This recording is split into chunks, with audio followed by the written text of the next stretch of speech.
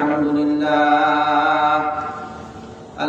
لله نحمده ونستعينه ونستغفره ونؤمن به ونتوكل عليه ونعوذ بالله من شرور أنفسنا ومن سيئات أعمالنا فمن يهده الله فلا مضل له ومن يضلله فلا هادي له ونشهد أن لا إله إلا الله وحده لا شريك له ونشهد أن سيدنا وسندنا وحبيبنا وطبيب قلوبنا ومولانا محمدا عبده ورسوله وصلى الله تعالى عليه وعلى آله وأصحابه وبارك وسلم تسليما كثيرا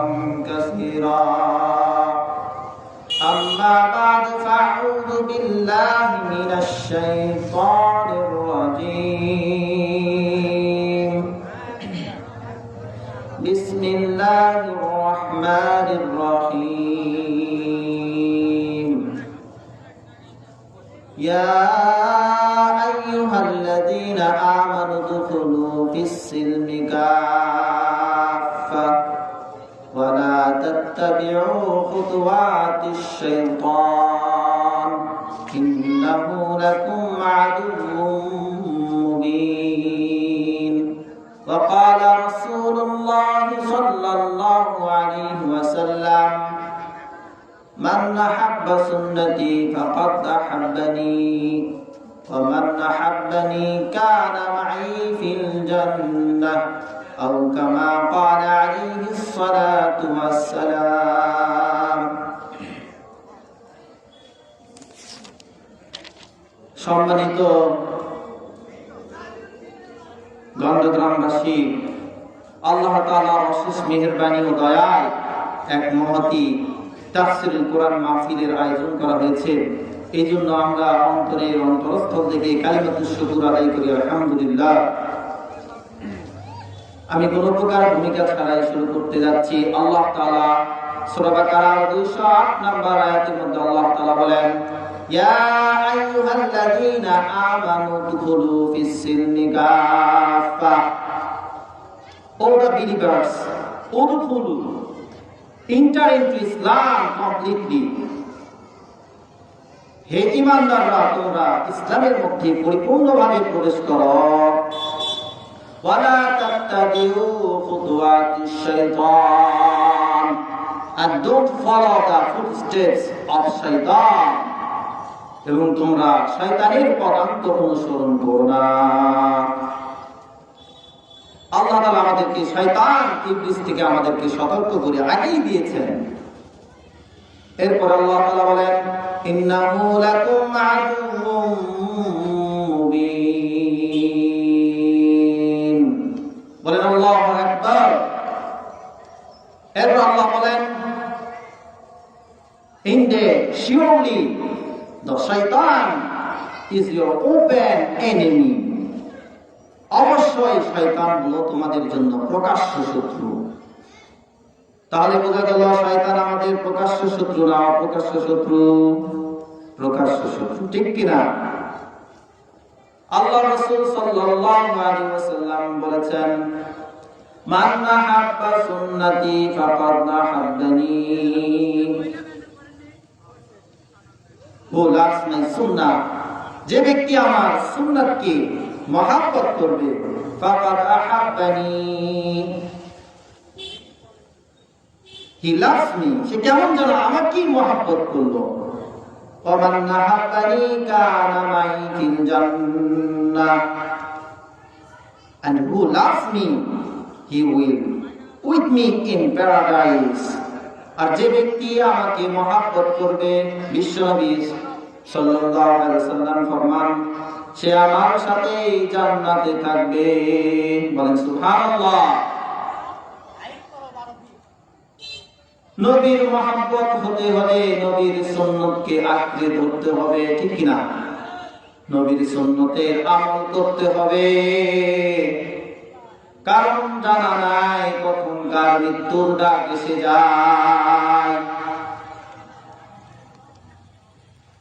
जिंदगी में बंदगी तू करना है,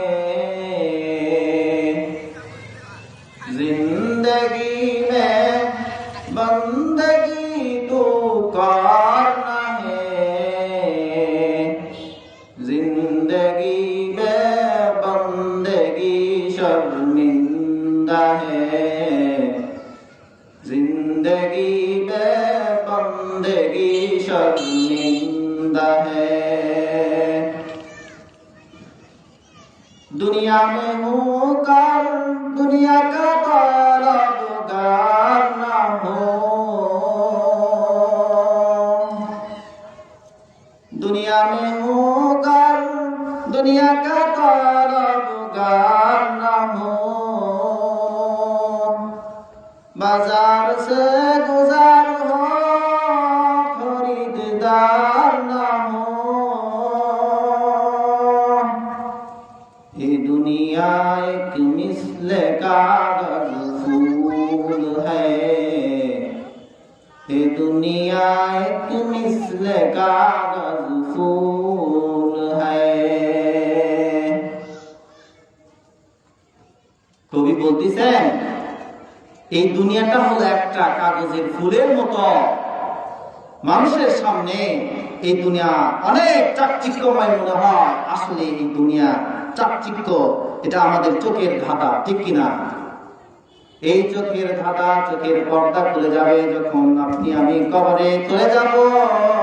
সেই অন্ধকার কবরের মধ্যে কেউ আমার পাশে থাকবে না। কি মুফতি, কি মুহাদ্দিস, কি আলেম, কি ইঞ্জিনিয়ার, কি ডাক্তার, সবাইকে এই কবরের অন্ধকার কবরে যেতে হবে। সেই কবরের জন্য যদি আমরা দুনিয়া থেকে প্রস্তুতি গ্রহণ না করতে পারি তাহলে বড় আফসোসের বিষয় হয়ে দাঁড়াবে।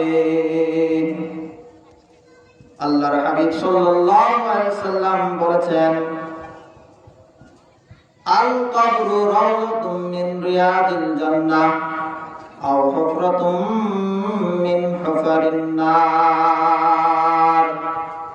কবর কোন ব্যক্তির জন্য হয়তো জান্নাতের বাগিচা হয়, আর নয়তো কারো জন্য হয় জাহান্নামের আগুনের ঘর।